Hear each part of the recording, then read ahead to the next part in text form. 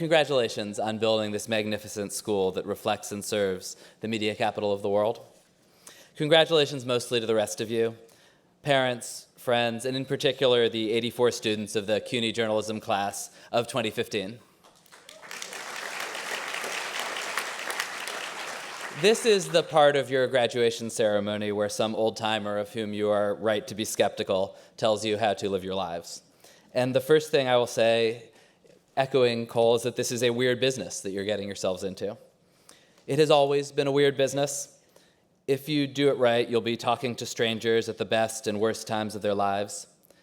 You'll be infuriating powerful people and their hapless spokespeople. You'll be telling stories that nobody, often including your readers, particularly wanted told. But this is actually really a particularly disorienting time to become a reporter.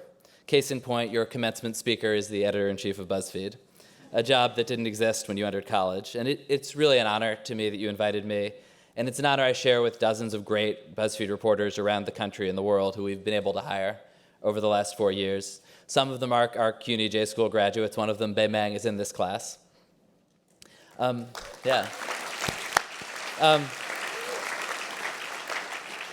back to this strange moment. Apps are displacing the web. Desktop is the new print.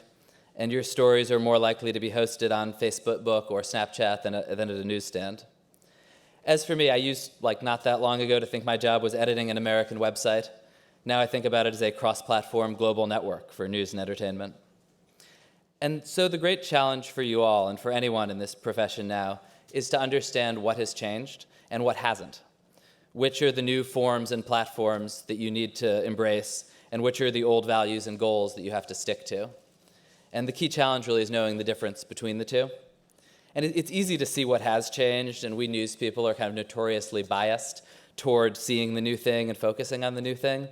I was lucky to come into political reporting at the right time and figure out that I could cover the mayor's press conference, go to lunch, then publish his comments on the web, and still beat the newspapers, which at that point had this kind of religious rule about waiting till midnight to publish anything. I also got to cover politics during the glory days of blogs. It's another dated technology that you may vaguely remember. When to build an audience, you just have to pick a fight with another blogger. Back then, it was also considered a bit beneath the reporter to care about traffic. That is, the feedback you get from your audience about what matters to them. But that data tells you what questions your audience is asking, and those are questions you can listen to and try to report out the answers to. But I won't dwell on the change. I get the sense you all know that, and given that you've heard everybody tell you you'd be crazy to get into this business and done it anyway, you probably know that it's a particularly exciting time to do it. You can reach more people than you ever could before across more platforms, hear from readers and sources faster than ever before, and see your reach and impact in real time. And with all that happening, it can be harder to see what hasn't changed, and that's what I'd like to talk about a little now.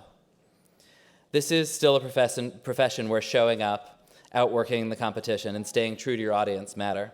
It's one that requires a willingness to make people angry at you, and to worry more about the story than your own image. And maybe more than ever, it's a profession where a single reporter or a small team can have an outsized impact. On that first point, just showing up, for all the tools at our disposal and the power of a smartphone as a reporting tool, the physical presence of a reporter makes an enormous difference. Reporting is fundamentally about bearing witness. And so when an abusive cop in Oklahoma was charged last year, there were dozens of aggregated stories, thousands of tweets, but when our reporter, Jess Testa, showed up in the Oklahoma City courtroom a couple days later, it was just her in a couple local outlets. And so when this cop was convicted last week, it's her stories hundreds of thousands of people were reading, because there's no substitute for physically being there. Another thing that hasn't changed, perhaps unfortunately, is that your main personal resources as a reporter are just your time and how obsessed you are. You don't break news by perfecting your ability to write headlines, although you better be good at that. But you may break news by working sources, whether through direct messages or in terrible bars, online or IRL, or in the case of many of our biggest stories, both.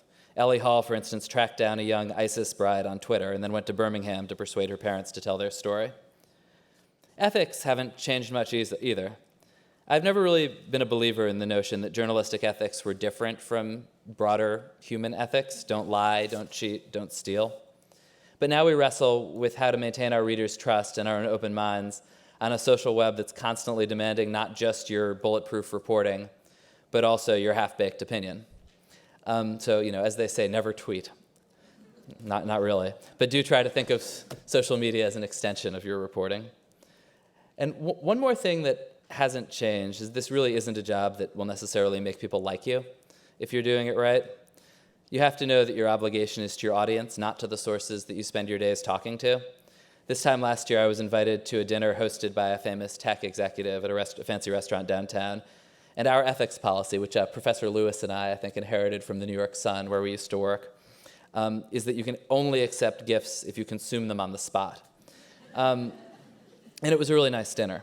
And this executive sat across from me and proceeded to say really crazy things about setting up a system to smear journalists who covered them. And I, like any good dinner guest, raced to the bathroom and wrote it all down. And then woke up the next morning and called a couple of colleagues and told it to them. They said, oh, you have to write this now, which did not make my hosts happy, to say the least. It was a big story, and it was one they had to reckon with. And so this isn't always work that makes you popular, and it also isn't work that always makes you look good. News has always been messy, but now that mess is really public. And I think that's actually the hardest change for many reporters. In the old days, as your faculty knows, news would break and people in the newsroom would have the wrong person's name, they'd go to the wrong house, they'd have the wrong theory of what had happened, but you wouldn't see any of that in the newspaper. They would have sorted it out. And now all that happens in real time on Twitter and on TV, and the audience says, oh my God, these people have no idea what they're talking about. And the truth is, you never know what you're talking about at the beginning of a story. The job is to figure it out. And now everyone has a window into that messy newsroom process, something you saw play out most recently in San Bernardino, but that happens every time a big story breaks. And with our audience swimming in that sea of information, good and bad, we have a new obligation to help steer them through the crazy, often inaccurate social conversation that erupts around every breaking news story. And one final thing that hasn't changed is that there are a few lines of work where a single dogged individual or a small team can have as much impact as a good reporter. Your associate dean mentioned Spotlight. That's an incredible example of this. The Boston Globe's work on the Catholic Church story. And you can end a public figure's career or make one, get people freed from prison or get them indicted. You can get laws changed, and that's true if you're at a big traditional place like the one whose building this is, which I think ended the career of a series of New York governors. You also have that power if you have a big megaphone like we do at BuzzFeed News, and we think a lot about impact, whether it's on domestic abuse laws or the oil smuggling to ISIS or the use of college kids as confidential drug informants.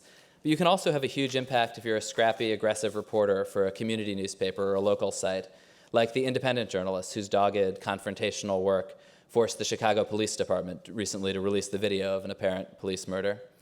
And all this is to say that for all the changes, and we're certainly not done with this dramatic transformation in this industry, the fundamentals of what it takes to be a great reporter haven't changed.